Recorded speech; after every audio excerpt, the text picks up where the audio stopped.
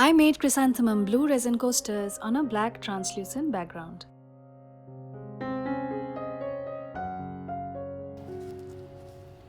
Since the markings on my resin coasters were incorrect, I used water to recalibrate it and accurately mark the 1:1 volume for my resin mix. Mixing the resin slowly and thoroughly helps it to degas properly before pouring, a key lesson I learned from my first bloom attempt.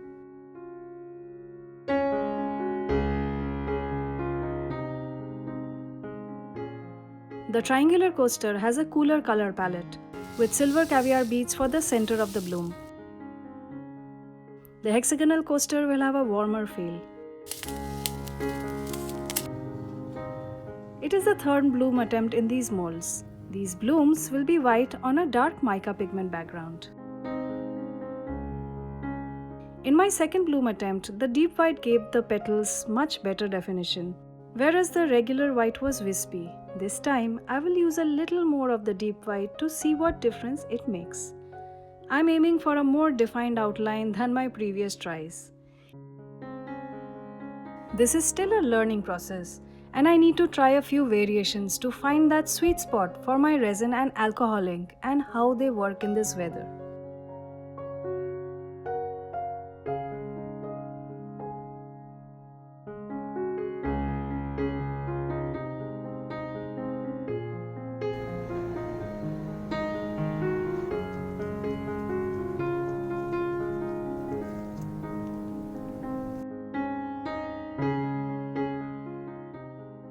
Now, let's pour the resin into both the molds.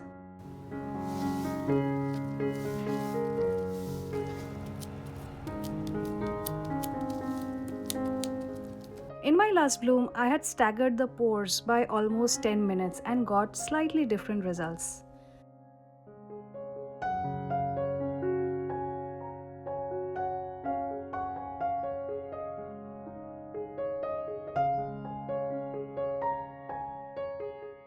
The caviar beads are going to be the center of the flowers. I think they'll look more subtle and nicer than the crushed glass glitter I used earlier. They were a bit too shiny and distracting. This should give the flowers a softer, more floral look and blend with the bloom.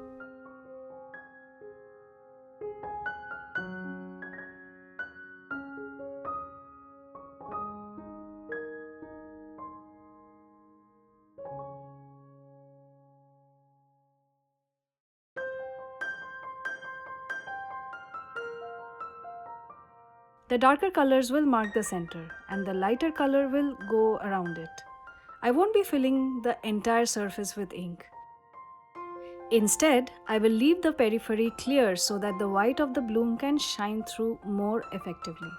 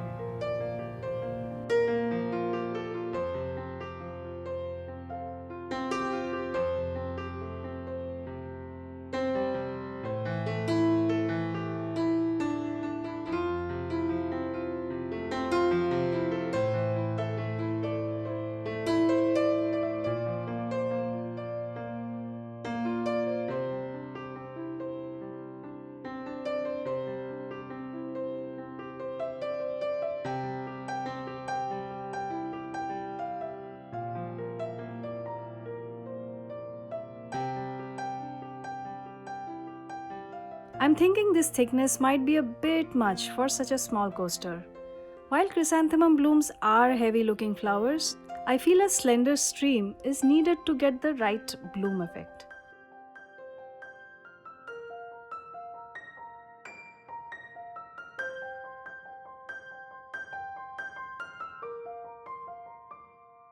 but perhaps this thickness should be okay for this larger coaster.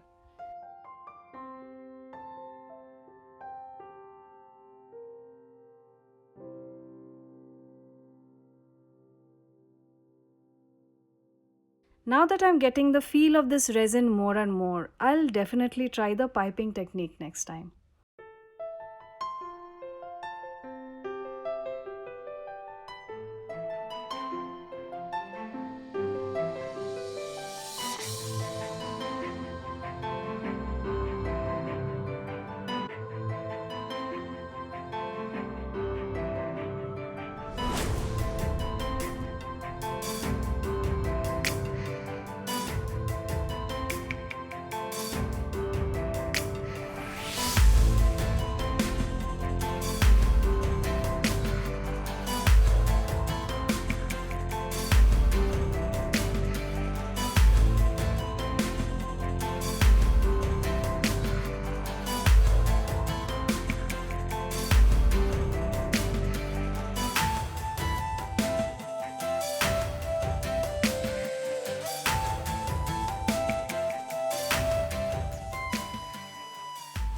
Alright, let's start carving out the petals. This design isn't meant to be wispy, it's more of a marigold or chrysanthemum style.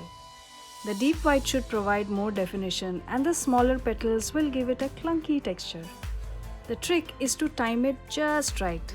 The resin has to be fluid enough for the blooms to form, but not so thin that the colors settle into one area. This time, perhaps the color density of the petals was a bit much. We'll find out in a bit.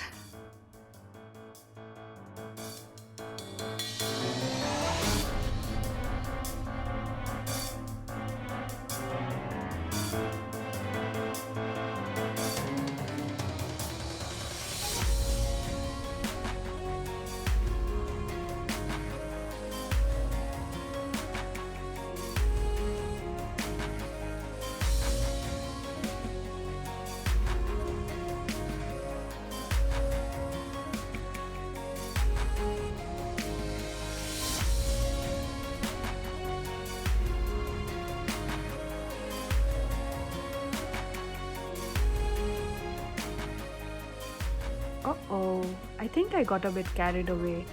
I was so focused on the pattern that was coming together while swirling, I forgot that this was meant to form the petals on the other side, the side which I can't even see right now. I might have messed this up, but who knows, maybe this side will turn out to be more interesting than the other.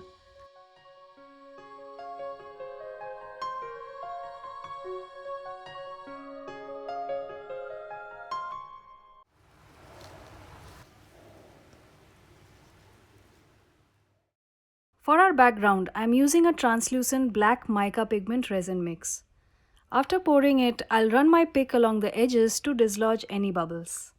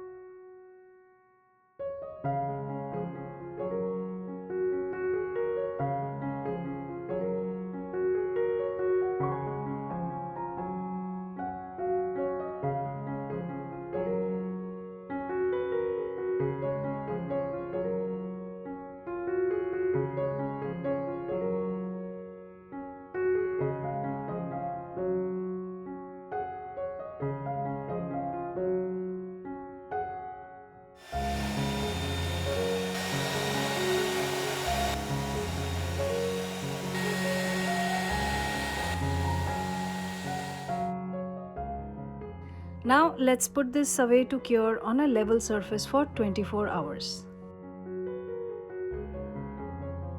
Our bloom has cured. It looks interesting through the silicone.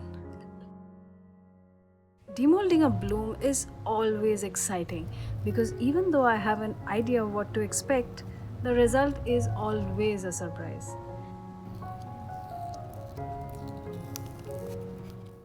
My resin is still a little soft and bendy. Look at the layers, the black and the white on the side. You can really see the floating petals and the layering of the clear and colored resin. It's very nice. The caviar beads for the center of the flower was a perfect choice. Subtle yet effective. Look at all the curling on the outer ring of the petals of the bloom. They look beautiful.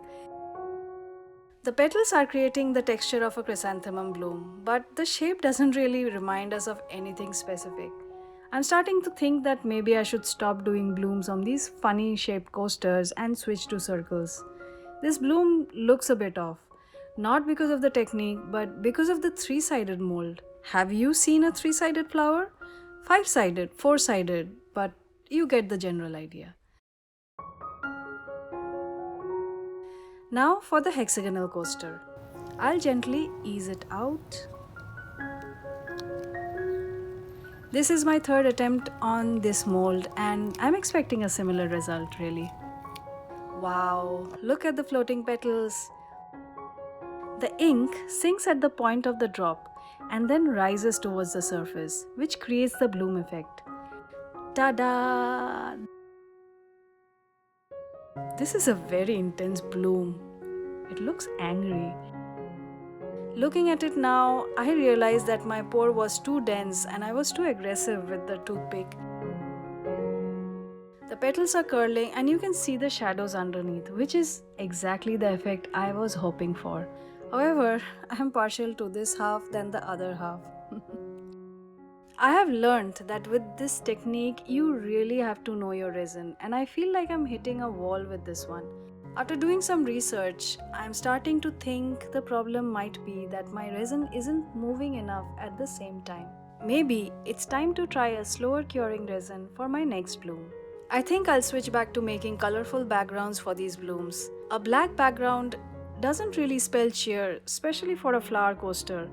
While it does offer great contrast, I believe I can achieve the same effect by using darker shades of color instead. So, that was my take on chrysanthemum blooms. If you are a bloom expert and can spot what I can improve, please let me know. There's no point in reinventing the wheel here.